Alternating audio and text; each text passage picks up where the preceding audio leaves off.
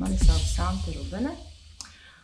Šobrīd mans ikdienas darbs ir saistīts ar Rīgu, ar sociālo jomu un strādāju ar Ukrainas bēgļiem, bet pēc izglītības esmu pedagogs un savu pedagoģisko darbību esmu izvērsusi Teikta lauksētā Caunītes, mācot bērniem cept maizi.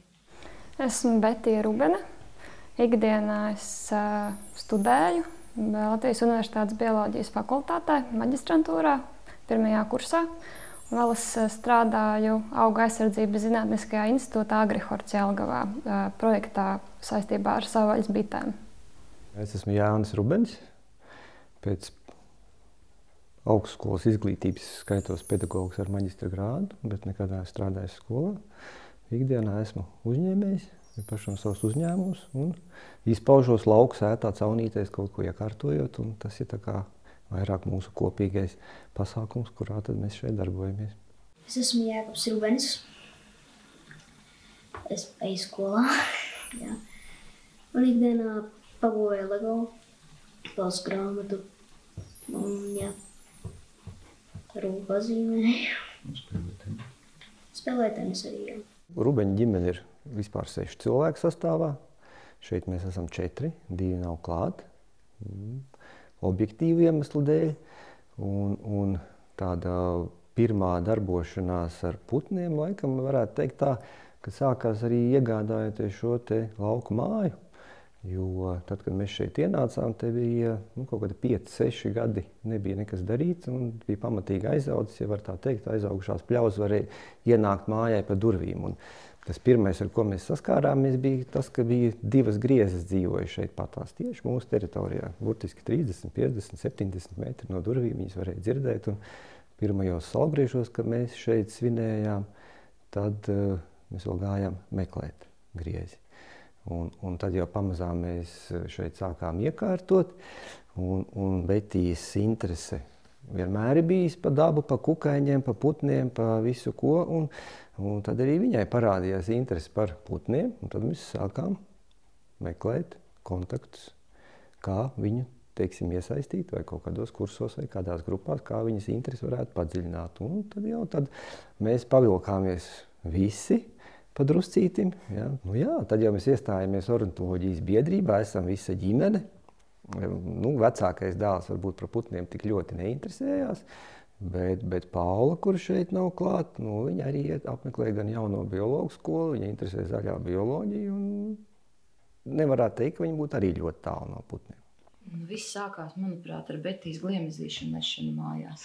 Viņa pa bērndārzā gāja, kad viņa nesa mājās kabatās gliemežus. Un reiz arī apsēžoties uz dīvāna, es nevarēju saprast īsti, kas tās pat aciņām mums pa dīvānu ir aizgājuši. Tikai pēc tam es sapratu, ka tie ir gliemezīši, kuri staigājuši pa mūsu dīvānu. Viņa ir nesusi mājās vardes, tad, kad lija lietus, kā tagad atceros Jelgavas mājā, viņa gāja pa grāvjiem, lasīja vardes ar domu, ka viņa tās vardes pieredinās dzīvot mūsu metru reiz 50 centimetru apmēram tādā dīķītī. Protams, ka nākamajā dienā tās vardes tur nebija, bet viņa cītīgi viņas nesa. Mēs ar Paulu kādreiz braucām pie Ilgas Reiznieces uz nodarbībām, un Ilga vienā no nodarbībām izņēma tādus putniņus, kurus piespiežot, viņiem nāca skaņa ārā, tieši tā putniņa skaņa. Un es sāku internetā meklēt, kur tādus putniņus var nopirkt. Un es atradu motocilu. Un man toreiz sanāca tāda interesanta satikšanās ar Edgaru Lediņu. Toreiz vēl nezināju, ka tas ir Edgars Lediņš. Un es rakstu, kad es gribu nopirkt tos putniņus, un kurus es gribu nopirkt, un tas puisis man nevis piedāvā. Vīrietis nevis piedāvā atsūtīt pakumātā, bet piedāvā Rīgā satikties. Es domāju, labi, var arī satikties. Un tā mēs ar viņu satikāmies. Iznāca vīrietis ražana auguma ar, kas viņam bija, Skyforgers, krekls Skyforgers. Un es domāju, tur kaut kas ir. Un tad mēs pamazām sākām laikam par to Skyforgeru runāt un par ko. Un izrādījās, ka viņš nodarbojas ar putniem. Un faktiski mūsu ceļš uz ornitoloģijas biedrību ir caur Edgaru Lediņu. Viņš apvaicājās, kur mēs dzīvojam. Un atbrauca to mašīnu, nomonitorēja te to tuvējo kvartālu un teica, ka tur ir kāds putns. Trīspirkstu dzenis, jā. Daba man vienmēr ir interesējusi. Visvairāk jau laikam tiešām bija tie kukaiņi. Un tad mēs iestājāmies biedrībā, un mums nāca vienmēr tā avīze, es atceros, no biedrības. Un tas bija 17. gadā, kad bija ornitoloģijas nometne. Un ar to patiesībā man viss daudz vairāk sākās, tāpēc, kad es uz nometni aizbraucu, es apzinos ar jauniešiem, kas tajā laikā jau par to visu interesējās un jau bija tajā visā iekšā. Un tad sāku braukt arī uz papi. Un, jā, man ar putniem visvairāk sākās no tā tas viss. Un tad tālāk jau bija dažādi pasākumi un tam līdzīgi. Tad, kad es iestājos universitātē, dažādu situāciju un pārdomu rezultātā es nolēmu, kāpēc man nepamēģināt atgriezties pie tā, kas man interesēja bērnībā, kas bija kukaiņi. Un tas tik veiksmīgi un tā dabiski izdevās, ka tagad es vairāk darbojos ar kukaiņiem, bet putni jau arī nekur nav pazuduši. Mēs veicam plēsīgo putnu monitoringu kopā ar tēti. Un nakts putnu arī? Jā, plēsīgie dienas un nakts putni. Jā. Ko organizē Andris Avotiņš un Jānis Reihmanis. To mēs šogad 3. gadu veiksim. Atceros, kā Avotiņš man uzrunāja, un tomēr bija mazs satraukums par to, vai es mācēšu tur tās balsis atpazīt. Un tā, bet viņš iedrošināja, ka to var ar laiku iemācīties un viss būs kārtībā. Jā, 1. gads ir viss satraucošākais, bet mums ļoti patīk abiem to kopā darīt. Patiesībā mēs to darām pat bieži vien trietā, jo Jākabs tiek ņemts līdzi, jo mēs šeit lauku caunītēs uzturamies ļoti bieži, un es viņu, teiksim, pa nakti vienu pašu neatstāšu, tad es viņu ņem līdzi, jā, viņš piedalās un arī klausās uzmanīgi, protams, ka varbūt ne visu laiku viņš var izturēt, bet viņam patīk, un es ceru, ka arī maza daļiņa kaut kādā veidā šādā, kad, teiksim, viņš ir klāt, varētu ieinteresēt viņu arī tālāk interesēties, varbūt par putniem, bet to jau laiks parādīs. Dažreiz paliek garlaicīgi. Tā lieta. Vienkārši braucot. Pirmais risinājums ir grāmata, un otrais risinājums planšeta. Tie ir 2 vienīgie risinājumi. Vai ir ēdiens? Tas arī man. Tā kā noņem miegu.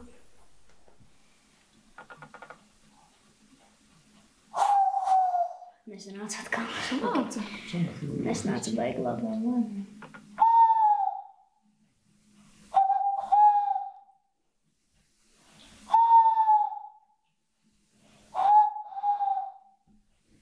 Vienkārši es skatījos datorā.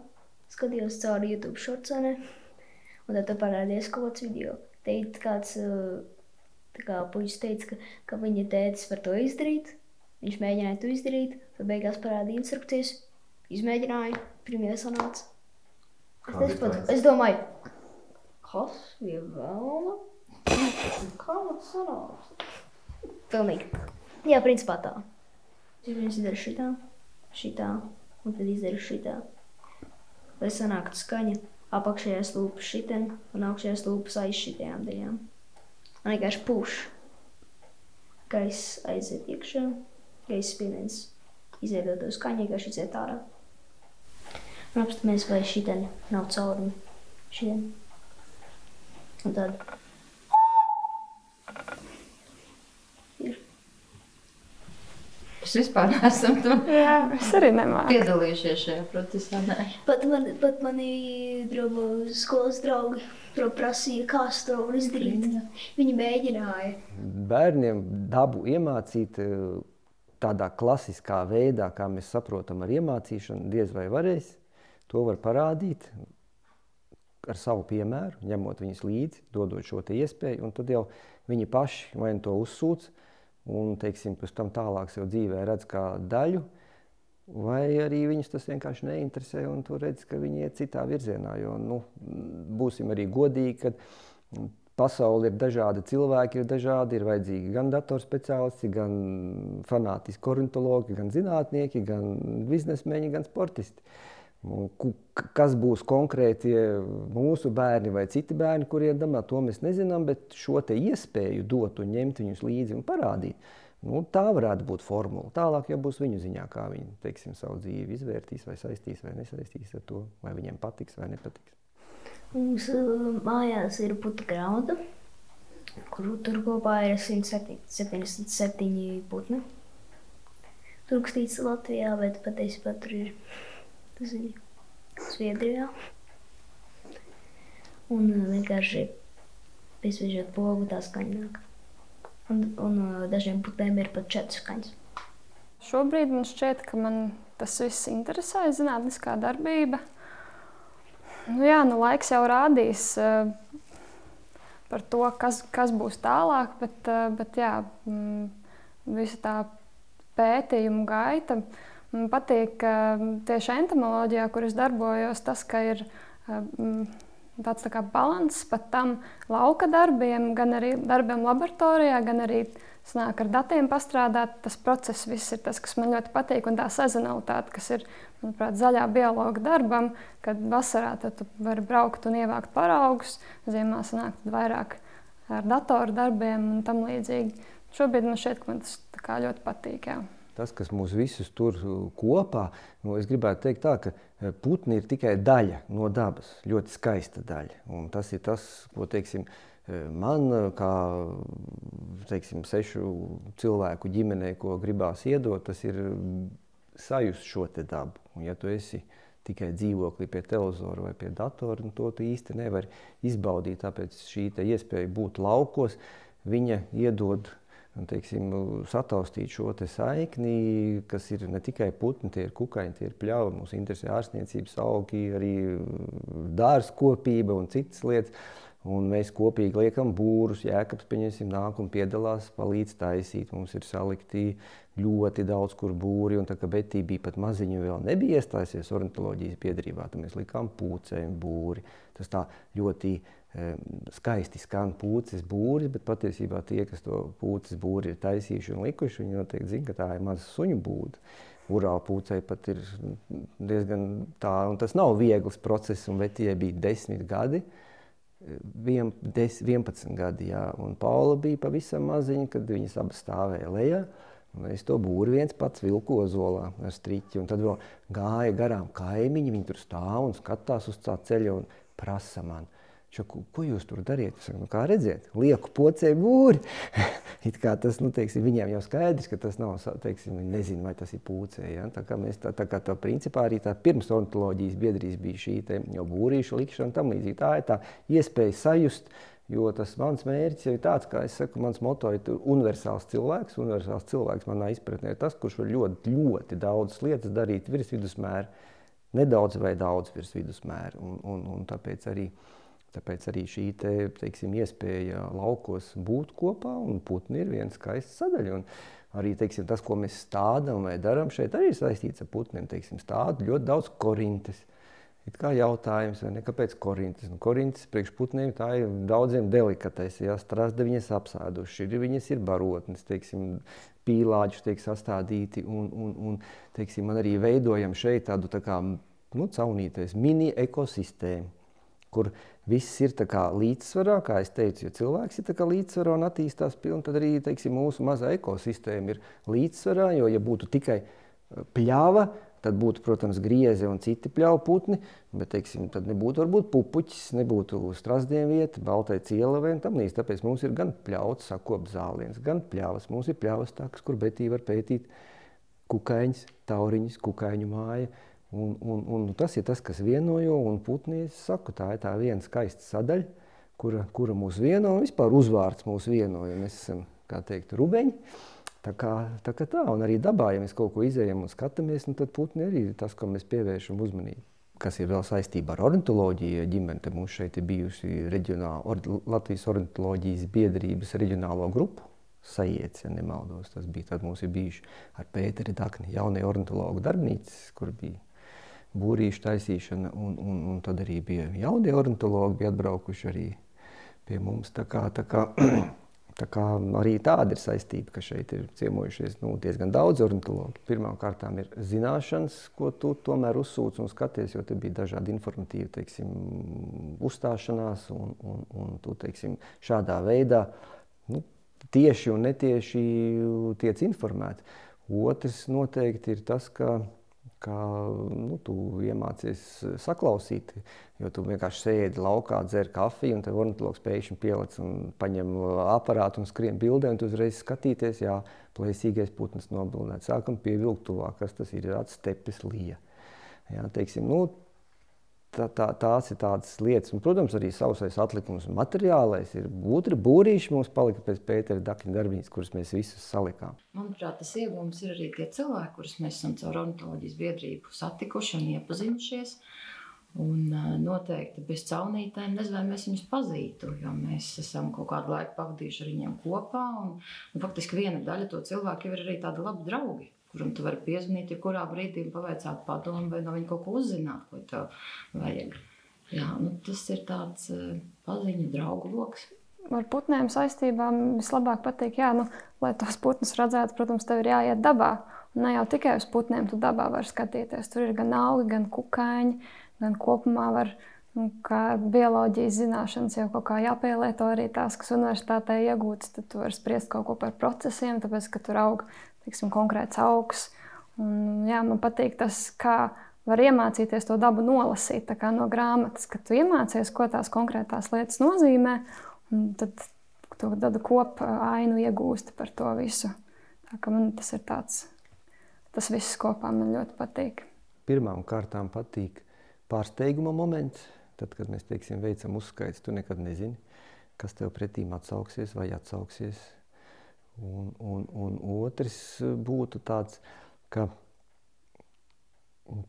arī pārsteiguma moments, ja tu ikdienā esi ārā, vienalga, ko tu dari. Vai tu dārza darbus dari, vai tepat mēs diškokus meklējam, vai vienkārši pastaigājies.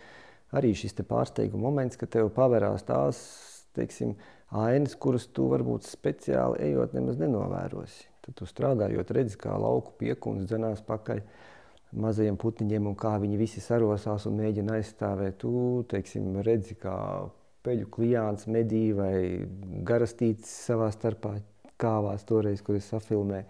Tas ir tas, bet tad drīzāk, ja tu esi dabā, tu šo pārsteigumu momentu dabū nejauši, nevis, ka tu speciāli kaut kur eji, koncentrējies un būs, tad parasti nesanāk. Drīzāk jau tad ir tas pārsteiguma moments, ka tu redzi to dabu savā visā krāšņumā un tu esi vienkārši tur līdzās. Tu tādā ziņā. Es gribētu teikt, ka manas zināšanas par putniem ir stipri infantīvas.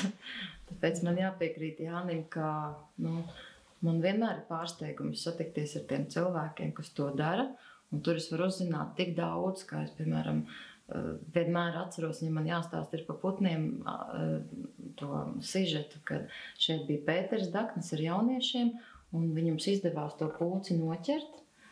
Un man bija liels pārsteigums, ka viņš ienesa pūci virtuvē un pavaicāja, vai tev ir svari. Es domāju, ko viņš grib darīt. Un es viņam iedevu savus svarus, uz kuriem es parasti svaru miltus, un viņš tur svēra pūci. Un viņš uzlika to pūci ar mugurpusi uz svariem, un viņu tā arī guļ. Un es domāju, vai cik interesanti, es mūžā to neuzzinātu. Un tas ir tā, ka tu saskaries ar tiem cilvēkiem, kas to dara, un tu liekas tik forši, ka viņi to dara, bet ar to vēl sižets nebeidzās. Es prasīju toreiz Pēterim, un kā jūs nosakat, vai tas ir puisīts vai meitenīte? Un viņš paņēma to pūci, un tā pūci tā arī guļ, un viņš iepūš viņai, tur tajā vietā.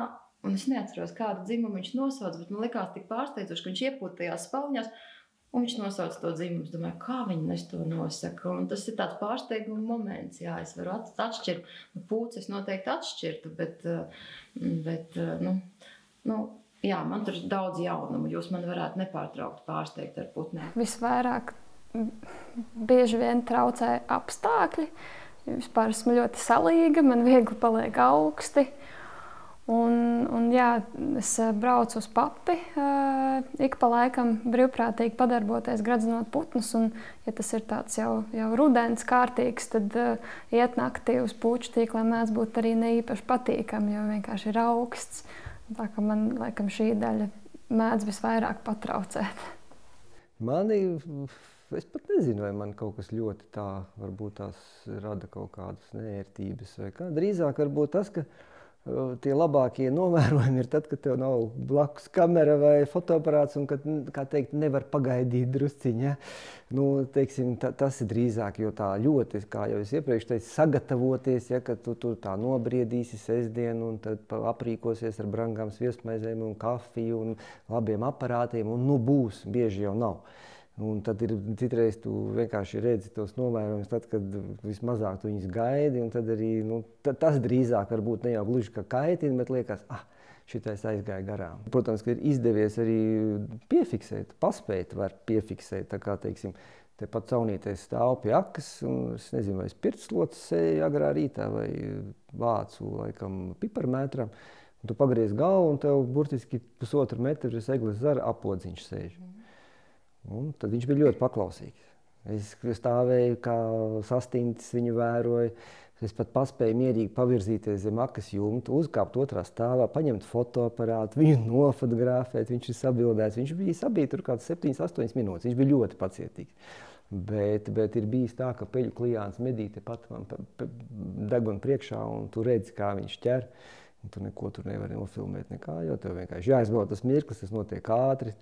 Lauku piekūns šeit regulāri medī, un tas ir diezgan, teiksim, tāds aizraujošs, bet arī priekš maziem putniem biedējošs skats, jo kā es skatos, ka tie putni, viņi piedalās ar troksni, ar visu, viņi mēģina savējos, kā teikt, aizstāvēt, celt, teiksim, to paniku, vai arī citus varbūt tās nedabo rokā, un tad man ir bijis iespēja novērot, kā tas gan nebija caunīties, bet citur kā vanaks noķer vārnu, vai viņa bija slima, vai viņai kas bija, un kā vārnu bars dzenās pakaļ vanagam, lai viņu aizstāv, tas vanaks palaiž to vārnu vaļā.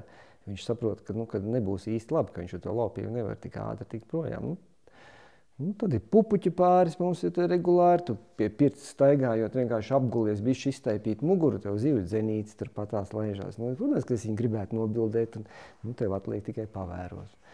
Daudz tādi ir. Tā kā es arī teicu par to stepesliju, un tas viens no mūsu piedzīvojumiem ar Betī bija, ka mums bija plēsīgo putnu monitorings, un tu atskaņo un klausies un pastaigāji, skaties, reku viens planē, bet tas ir lielāks nekā peļu klijāns.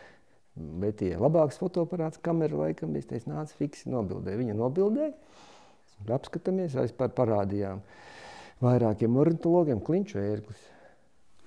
Man pat nebija labs fotoaparāts, man bija telefons, un nekāda labā kvalitātā bildē nebija. Burtiski knapi kaut ko varēja redzēt, un es rādīju Ivo Dinsbergam un Andrim Avotiņam, un viņi abas divi saka, jā, klinču ērglis. Un es domāju, pēc tādas mazas bildītes tur knapi kaut ko var saredzēt, bet varēja pateikt to sugu, jā. Necerēju, ka varēs pateikt. Mums mēs, ka tāds foršākais piedzīvojums abiem ir bijis par urālpūci. Tajā pašā plēsīgo putnu monitoringa ietvaros nakts akustiskajās uzskaitēs ir jāizmanto arī urālpūces balss. Un mēs jau, protams, necerējām. Tas bija pirmajā gadā, kad mēs to monitoringu veicām, un mēs atskaņojam to balsi, un tā kā dzird, tā kā atsaucās kaut kas, mēs abi divi sastingstam. Un tā urālpūce bija burtiski mums virs galvas. Iepriekš viņa nebija atsaukusies, viņa bija izlidojusi, vai jau tajā brīdī atradās. Tā tiešām, paskaties, un tu dzirdi, ka viņi tur pašā augšā sēž. Un tas bija tāds mazliet īpašais moments. Pāris bija. Jā, un pēc tam atsaucās arī otra. Protams, ka tajos brīžos, kā Jānis jau iepriekš minēja, nav tas fotoaparāts, jo mans īpašais mirklis ar putniem bija, es redzēju, kā pupuķis kaut ko dalīja ar vāveri. Ticēt vai nē, tas notika tepat pie klēts virtuves logas. Es atceros, kā tagad gaidīja kaut kādu grupu, cepa maizi, mīkla, uz rokām mīkla. Protams, ar tādām rokām arī telefonu pat nepaķersi. Un es redzēju, kā tas pupuķis tā kā tai vāverēja kaut ko paskrienas priekš, un tā vāverē kaut tam pupuķim, un tā viņi tur kaut ko dalīja, bet pēc tam viņi, protams, ka pazud, tad, kad es jau biju ar tīrām rokām, protams, ka viņi vairs tur nebija, tas bija tāds īpašais moments, bet mani besītu jau principā jau tas pats monitorings, ka man pateiktu, Santa, tev te būs jāsēž tagad 3 stundas, tumsā kaut kur un jāgaida kaut kāds sauciens. Tas nav priekš manis. Santa, darot to, kas viņai vislabāk patīk, mēs pēc tam viņai īsi atstāstam un parādam koncentrētā veidā, kāda ir bijuši mūsu rezultāti, piedzīvojumi, un tas viņu absolūti apmierina. Viņai ir interesi par to liela, bet pati viņa droši vien negribētu. Viņa izdara citas vērtīgas lietas, jo, kā tas nereti ir, ne jau vienmēr ir, kā teikt, vērtīgi ir tie, kuri konkrēti kaut ko dara, ļoti vērtīgi, tikpat vērtīgi ir tie, kas palīdz to darīt, tiem, kas to dara.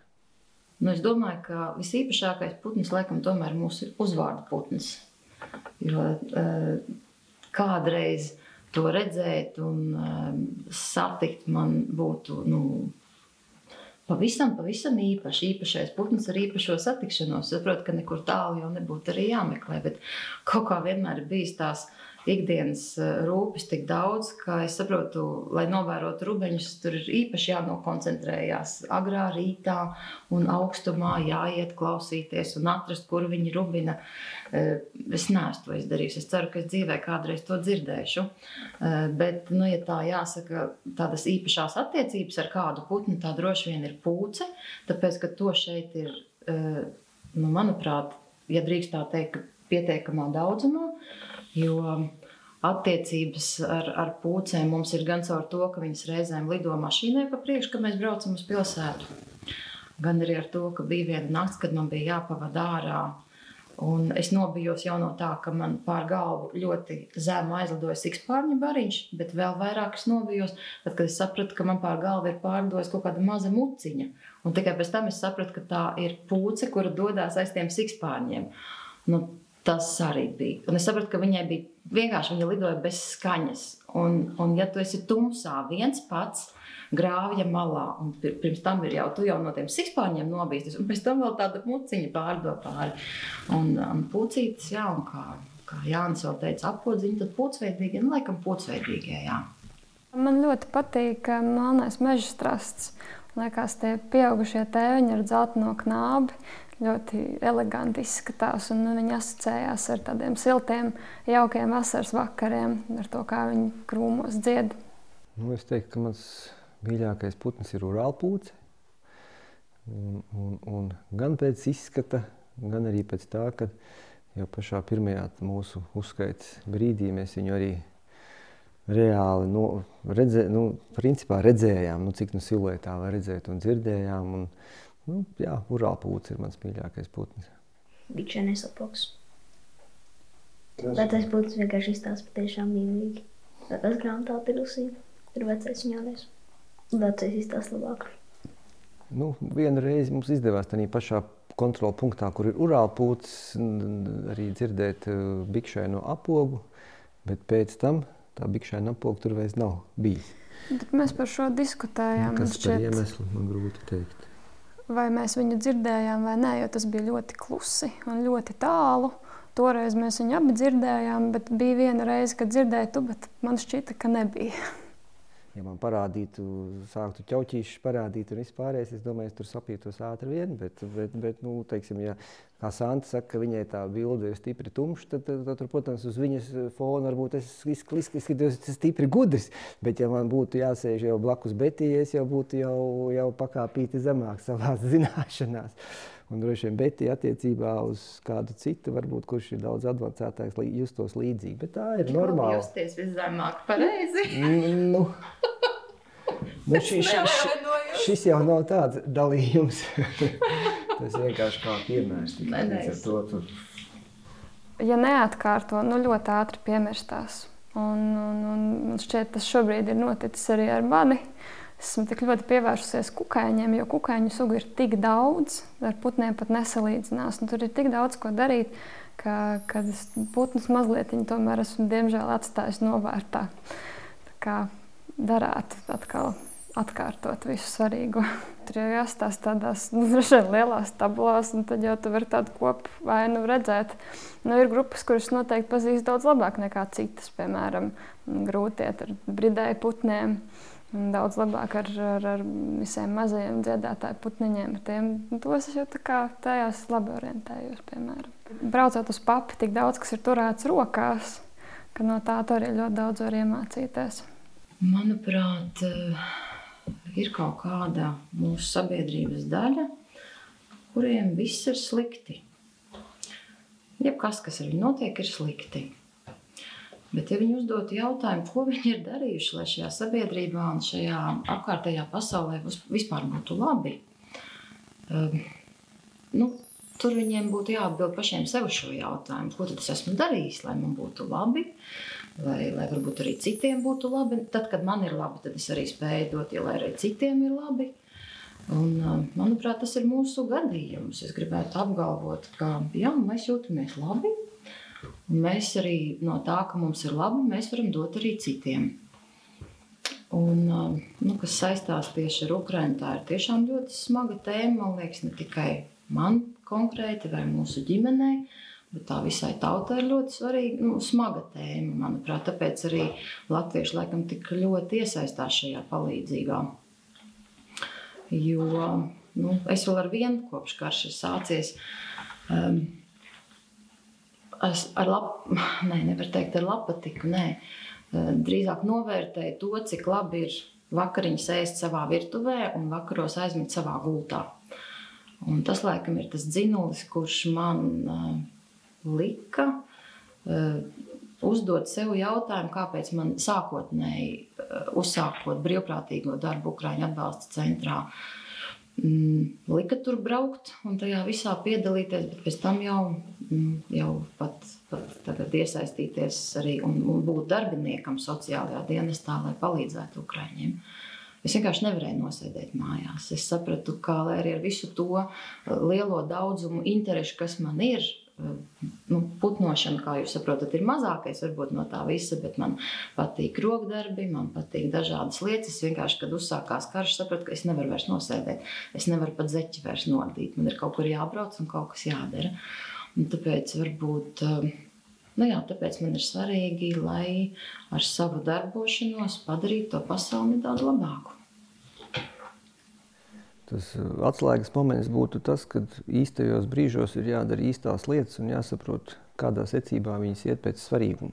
Tikai tad mēs varam kaut ko dzīvē stipri jēdzīgu un nopietni izdarīt. Un, ja mēs teiktu, ka mums neinteresē politika un kas notiek Ukrainā un pētam bitīcē vai kaut ko citu, tad tā būtu drīzāk melošana sev, jo ja kaut kas līdzīgs notiek pie mums, tad neinteresētu ne bitītes, ne putniņi.